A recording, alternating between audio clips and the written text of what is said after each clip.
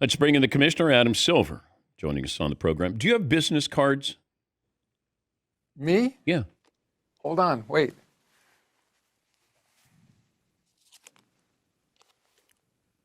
What's it say? It says National Basketball Association, Adam Silver, Commissioner, a couple of phone numbers and an address. Okay. But how often do you hand those out? You know, it's so funny. When I give them to younger people, they go like this. Wait. Like what? What is it? But our generation still likes business cards, so I still carry them. Or I had about 1,000 printed, I think, when I became commissioner, so I'm going to use them up. You should. Just hand them out, autograph them, collector's items here. I'm impressed. You got to be impressed. I had them in my pocket. That's We impressive. didn't rehearse this. I know. That's impressive. You were at the University of Chicago, what, late 80s? Yes. Okay. Do you remember your first Jordan Bulls game when you were in school? I do, because I went to law school at University of Chicago. I got there in 1985, and at that time we could just go down to. You just bought tickets literally at the ticket window at game time. I had gone to Duke, so I knew Michael from North Carolina. It wasn't secret, but they weren't selling out all the games back then. Yeah. It was, people forget it. It was several years before he won his first championship. He was great, but it wasn't the Michael Jordan that he turned into. When do you remember when it was more than just a basketball game? Not while I remember there was an all-star game in Chicago, so it would have been, I don't know, it was like 87 or something. I remember that. What was the year when he won the slam dunk? 88. 88. Yeah, okay. So that, I think that transformed, him into this global icon in a way. I just think that iconic shot, I can picture it of him flying through the air. I remember, I did not have great seats, but I remember I was in the arena when he did that. And I just remember that was transformational, I think. How involved were you with NBC bringing in Michael Jordan? Not at all. You mean just now? Just this announcement they're bringing him back? They told me they were going to try, and I said, good luck. I honestly didn't think he was going to do it. It took us, as you know, decades to convince him to do the documentary, The Last Dance, which came out during the pandemic and ended up still, I think, is one of them, widely viewed on Netflix. But he didn't, he didn't want to do that for a long time. We had the footage, and I know there were other inquiries over the years, and I think for whatever reason, he was ready to do it now. I think he has, of course, incredibly fond memories of NBC. I don't think that's lost on anyone. He has, as you well know, some of the very same people are there. People like John Miller, who he had a relationship from back all those years ago.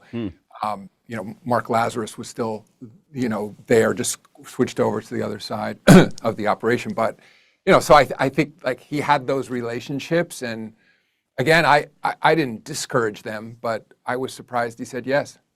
Yeah. Still trying to figure out what his role is going to be. Now, do you follow up?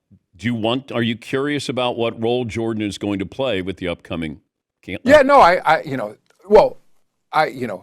didn't know in advance, but that, they told me what their idea was for him in that role, and I think that they're still working through that. I think that, I spoke to Michael about it. He's excited about it.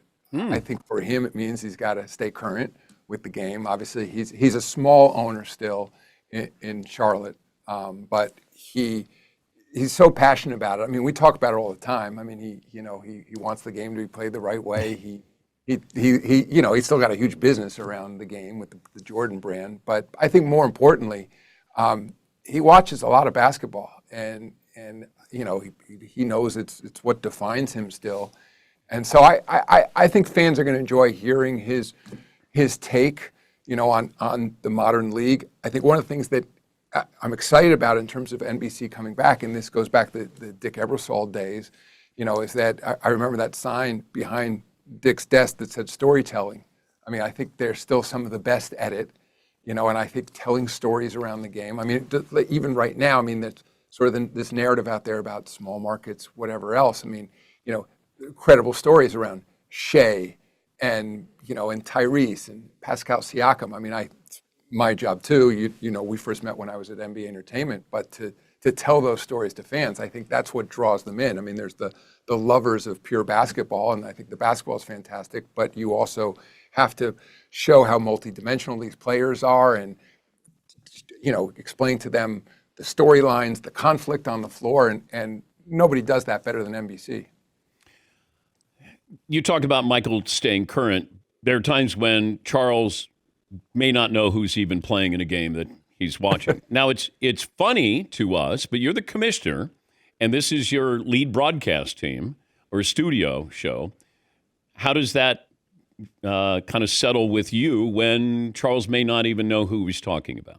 Well, I that may be a little extreme. I mean, I'm down there a fair amount at their studio in Atlanta. I mean, he's watching the games. I mean, they made a decision to take an entertainment route with that studio show. I mean, I think ESPN was always about more hardcore basketball. Maybe NBC was somewhere in the middle in the old days, but it's an entertainment show, and he's entertaining, and fans seem to love it.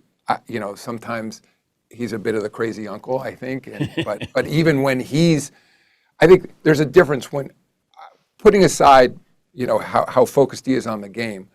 My sense always when Charles is critical, it is a little bit like your uncle at the Thanksgiving table being critical. It's like there's no doubt it comes from a place of love.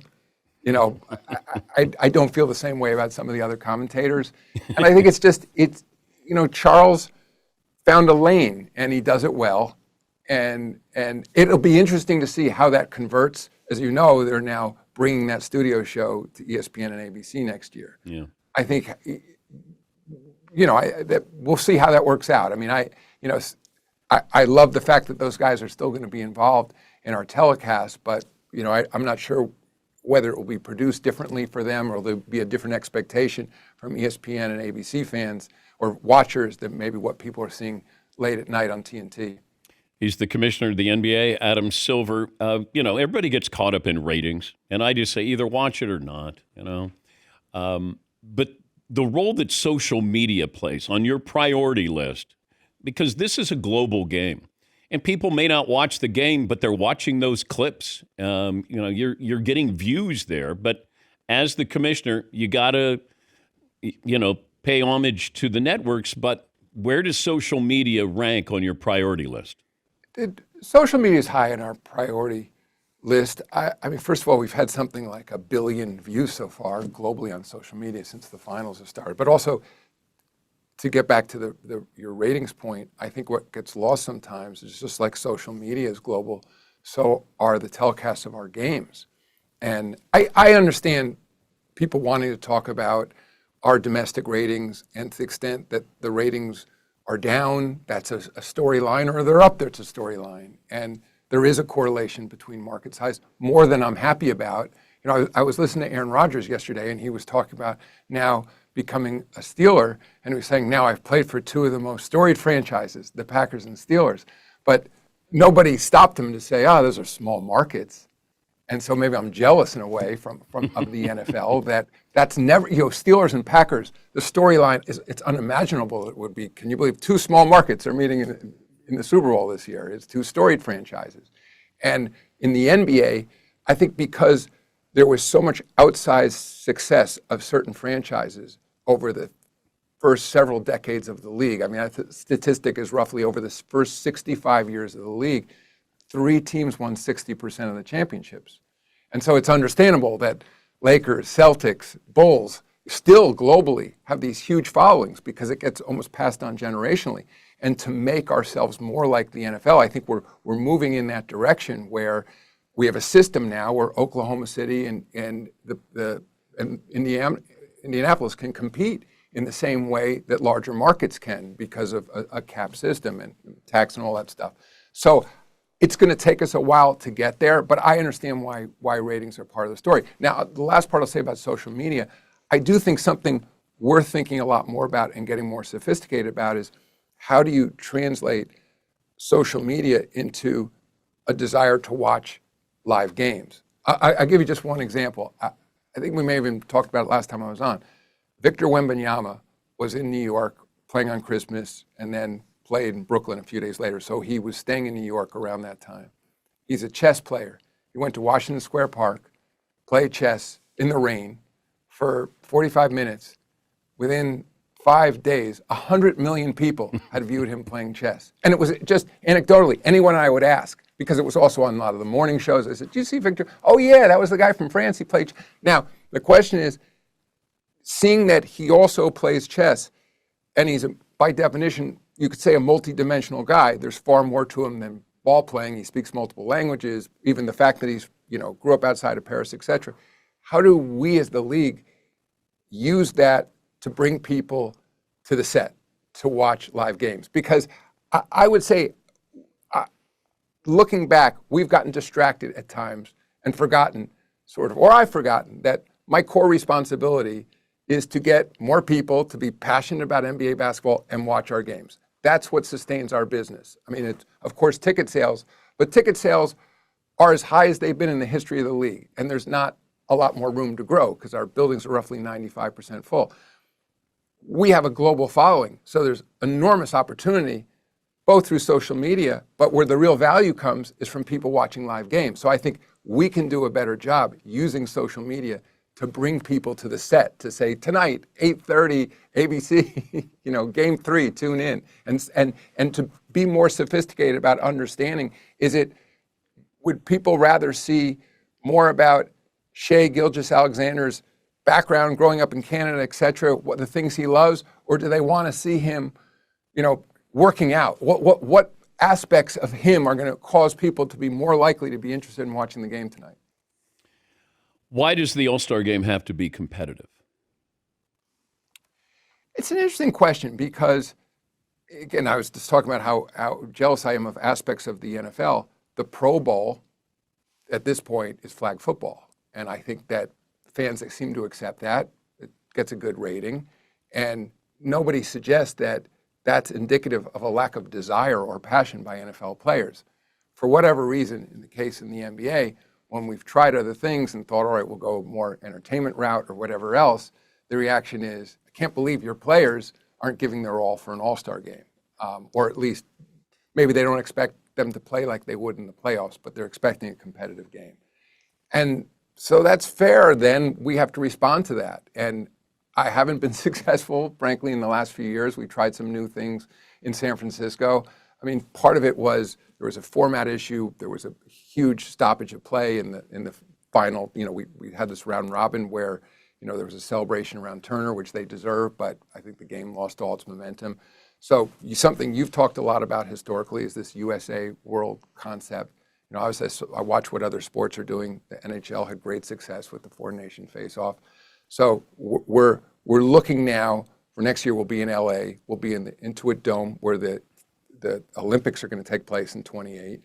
And we're going to be on NBC, back to NBC for the All-Star game, and we're going to be smack in the middle of Winter Olympic coverage. So if ever a time to move to USA World, it's now. What we're toying with now and working with Andre Iguodala at the Players Association is what's the right format? Because I think straight up USA World probably won't work because although the number of international players is growing and it's roughly 30% of our league right now, it wouldn't be fair to pick the All-Stars 70% as one team, 30% as the other. So I think we're, again, playing off what the NHL did.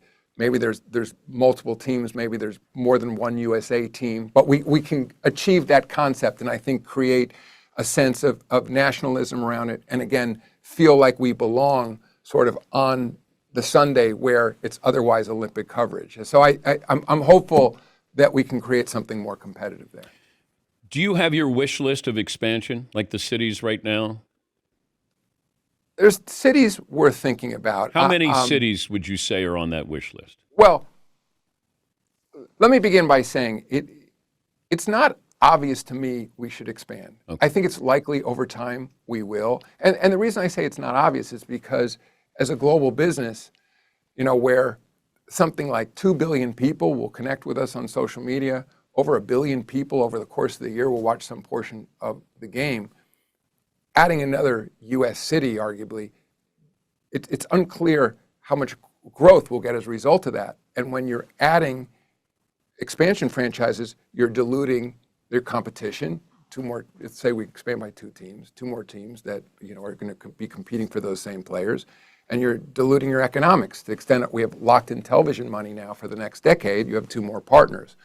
Having said that, I do believe certain markets potentially can be additive to the NBA, and that's what we're going to look at. And I think part of it is geographic. It's a big country, making sure we're represented, all around the country. And then over time, maybe there's more we can do in Canada, and Mexico City is a city we've talked about before. I don't want to say specific cities today just because many have reached out to us to say they're interested, and our reaction so far has been, thank you for your interest. We haven't taken any meetings with any cities. We have a board meeting in Las Vegas around the Summer League in July. I know we're going to be talking about it then.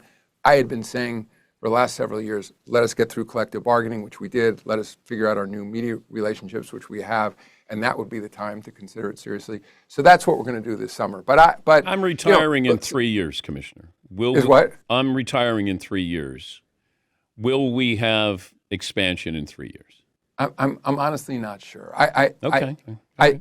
Whether even if we were to announce we're engaged in a process, it's not clear to me at what moment they would start playing. But look, I don't mean to tease people with this. This is the summer we're going to look at it seriously.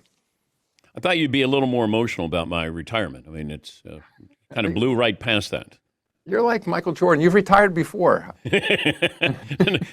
I'm not coming. It's not back. real yet. I'm not coming. I'm not going to play baseball. Just going to let you know. I'm not going to let you. But hey, thanks for joining us. Have fun tonight, and thanks again. Yeah, thanks, Dan. That's Adam Silver, NBA Commissioner.